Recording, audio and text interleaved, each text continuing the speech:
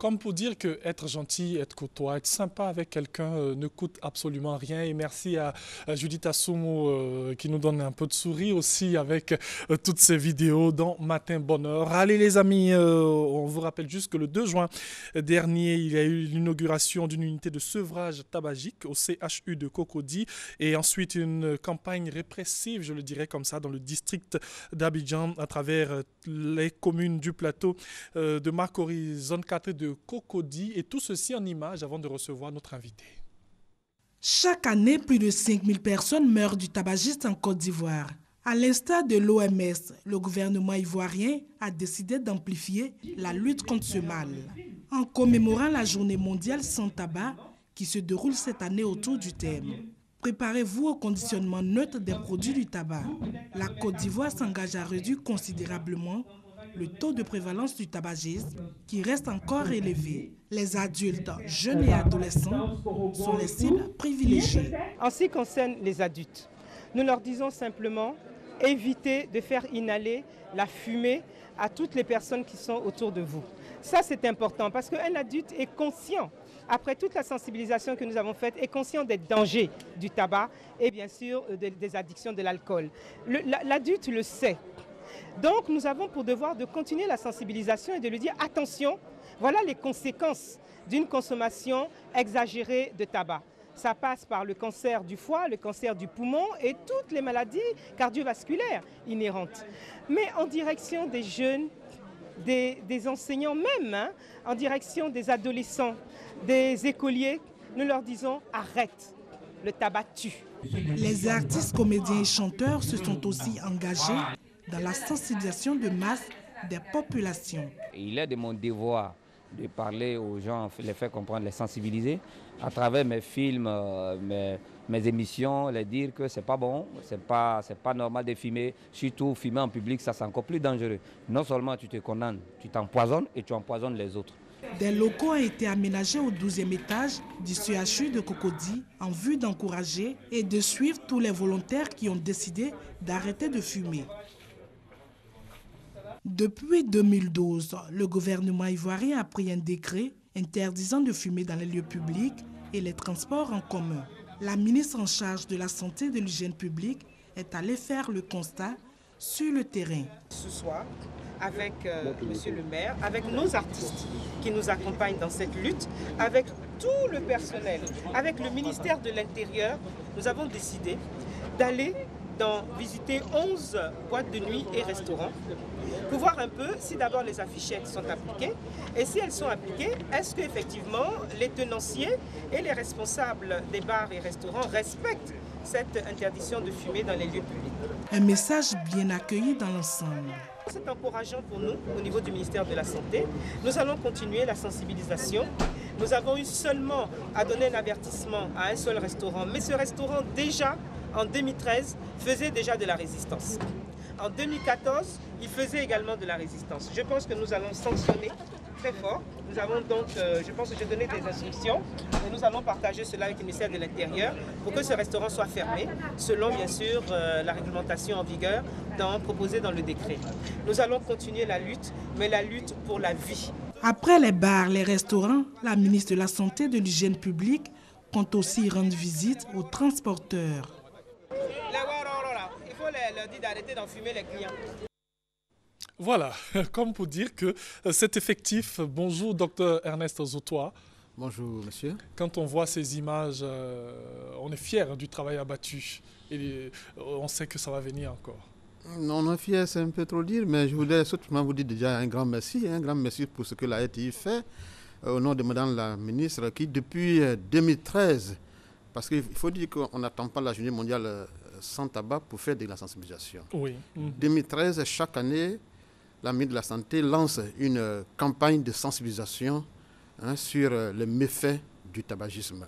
On connaît déjà les thèmes qui sont déjà passés. Le sixième doit-tu arrêtez-le, s'il vous plaît, le tabac abat-le, etc., etc.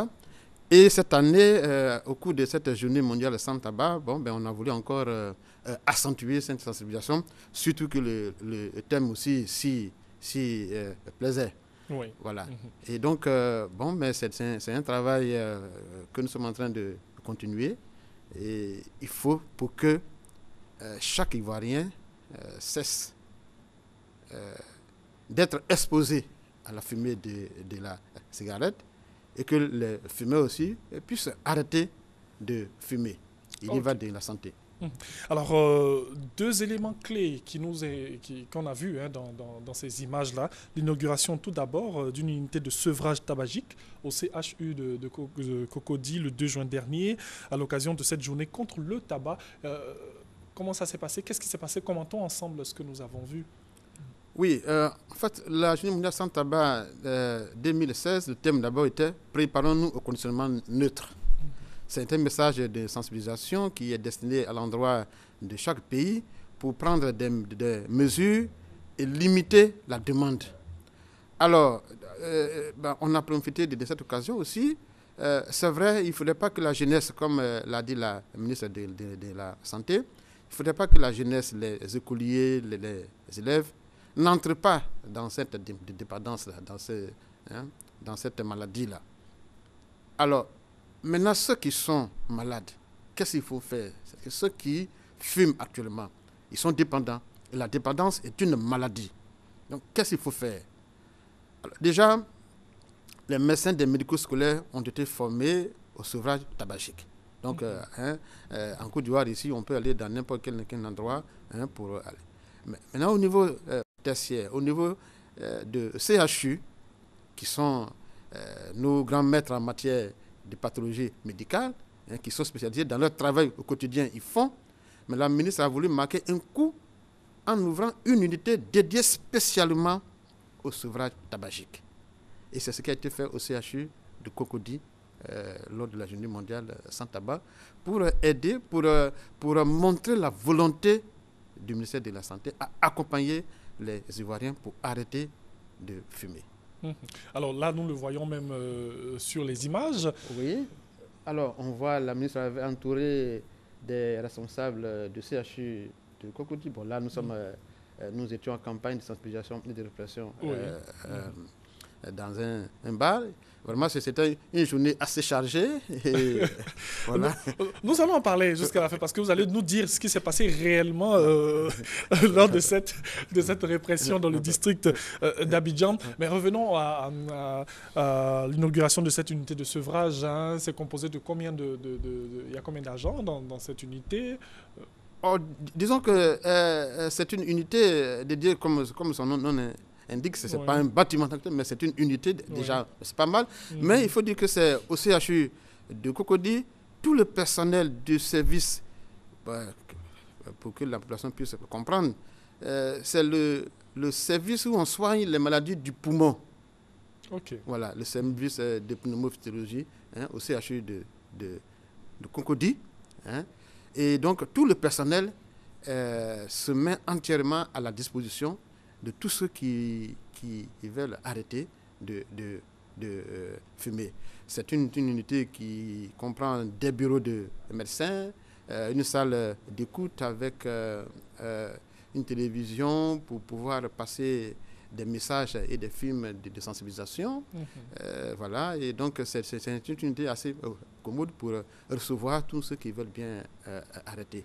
Mais je tiens à le dire que ce n'est pas le seul endroit au ministère de la Santé pour arrêter de fumer. D'abord, on peut arrêter de fumer tout simplement parce que on a pris la décision, la volonté personnelle.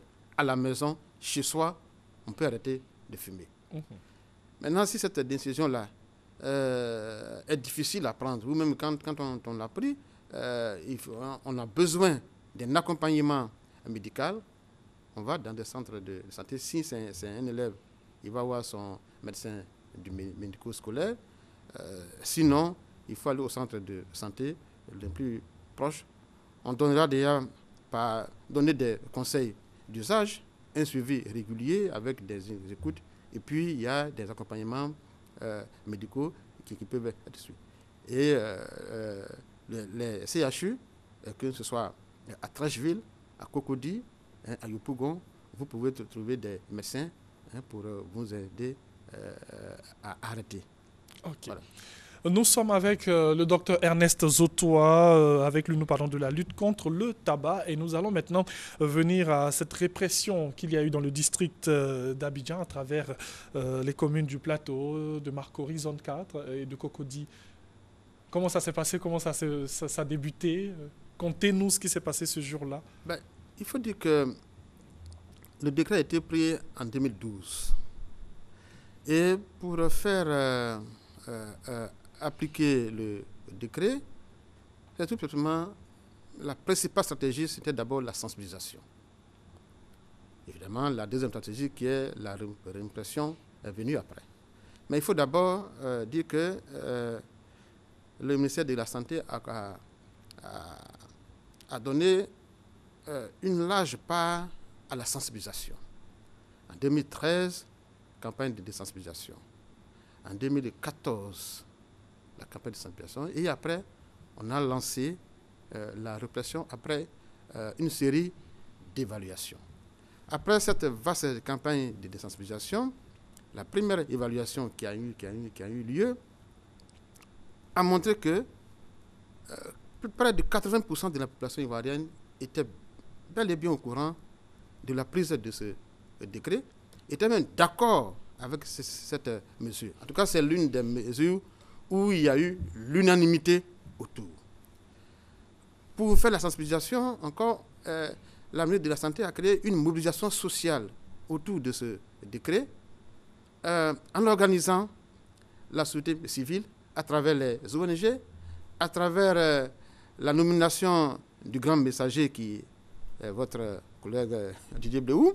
Oui. Ensuite, en organisant aussi le réseau des personnes de médias, en organisant aussi les artistes. Vous avez vu qu'elle a eu à féliciter oui. Les artistes, à Salfo, Claudicia. Lui, il n'est pas artiste, mais il est... voilà. Homme de médias. Il y a eu aussi Meoué qui a été félicité. Il y a eu les comédiens comme Akissi Delta, Ken Adamo, etc., etc. Et donc, toutes ces personnes-là nous ont aidés de par leur voix, de par leur image, de par leur action sur le terrain, à sensibiliser la population ivoirienne. C'est bien passé, l'évaluation l'a montré.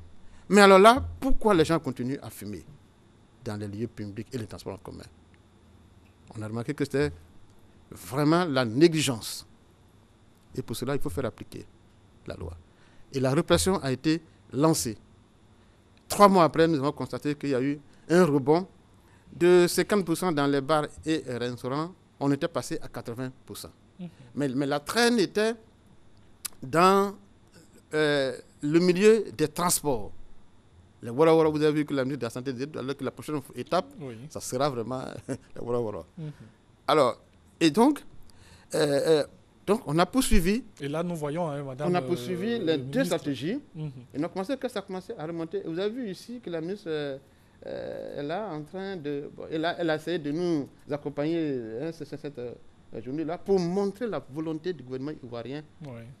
Vraiment de prendre à bras le corps ce problème de tabac. Et c'est allé jusqu'à tard la nuit. Oui, ça, nous avons terminé jusqu'à 2h, 3h du matin. Et on a parcouru vraiment tout le district d'Abidjan. On a ces deux stratégies, la répression, mais la sensibilisation. Les avertissements, la sensibilisation à la fois.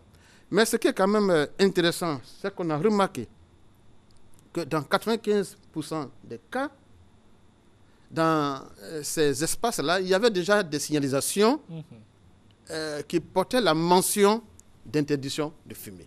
Okay.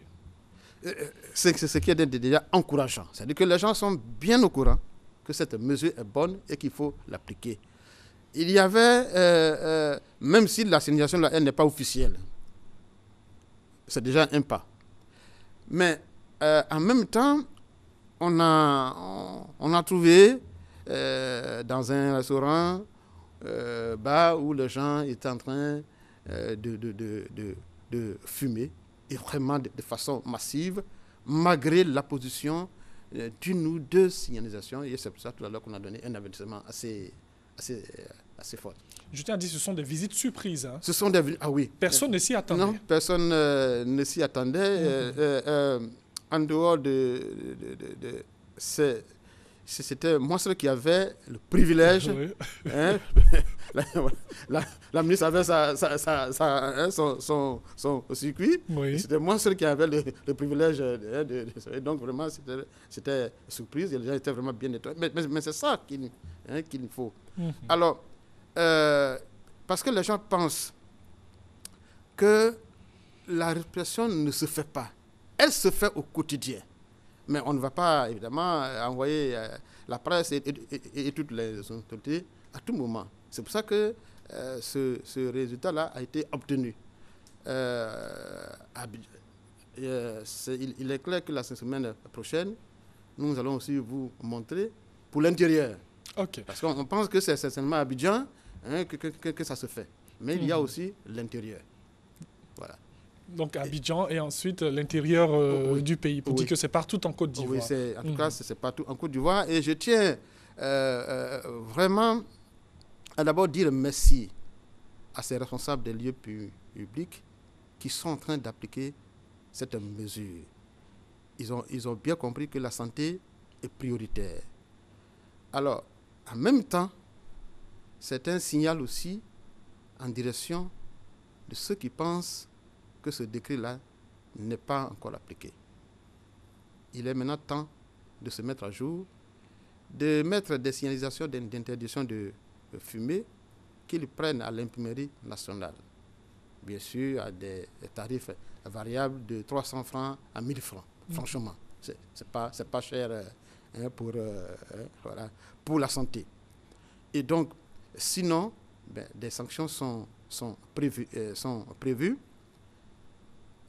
15 000 francs à 100 000 francs pour le fumeur et 50 000 francs à 250 000 francs pour le responsable des lieux publics qui ne respecte pas. Je tiens aussi à dire qu'il ne s'agit pas d'apposer les signalisations, mais non seulement il faut apposer, mais en même temps, il faut veiller à l'application. Ouais, il faut les respecter. Ce restaurant a qui nous a donné un avertissement de fermeture. À poser 2 signalisations dans des endroits peut-être pas trop visibles, mais en même temps, ne veillez pas à son application. Parce qu'on a demandé aux consommateurs, aux clients, est-ce que le responsable des lieux est venu vers vous pour vous demander qu'ici, on ne fume pas en public? Non. C'est quand même la première étape. Il se peut que le client ne soit pas informé de la décision. Il vous appartient de lui dire, ici c'est un espace public, il est interdit de fumer. Moi je pense que c'était une décision qu'on n'avait même pas besoin de faire une répression pour que cela soit appliqué. Cela va de soi. Merci beaucoup, Dr Ernest Zotoa. Merci surtout pour les actions que vous menez et pour tout le travail que vous abattez. Dr Ernest Zotoa, avec qui nous avons parlé de la lutte contre le tabac. Et oui, nous sommes à la fin de cette émission. Saluons Madame Tovio Colombe, épouse Ouattara. Joyeux anniversaire à cette brave dame qui est néphrologue au CHU de Yopougon. Pour ma part, je vais vous retrouver demain encore pour Matin Bonheur. Merci encore à vous et excellente journée à tous et à toutes. Au revoir.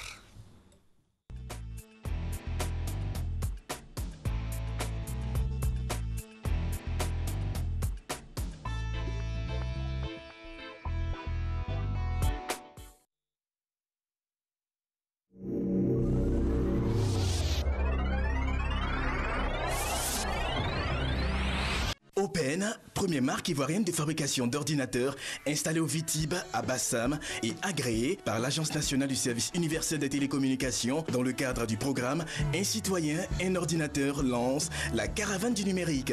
Étudiants d'école, souscrivez à l'opération votre ordinateur à partir de 100 francs par jour et payez cash ou à crédit sur une période allant jusqu'à 36 mois avec le soutien de nos partenaires Intel et Microsoft. Open, la révolution numérique africaine.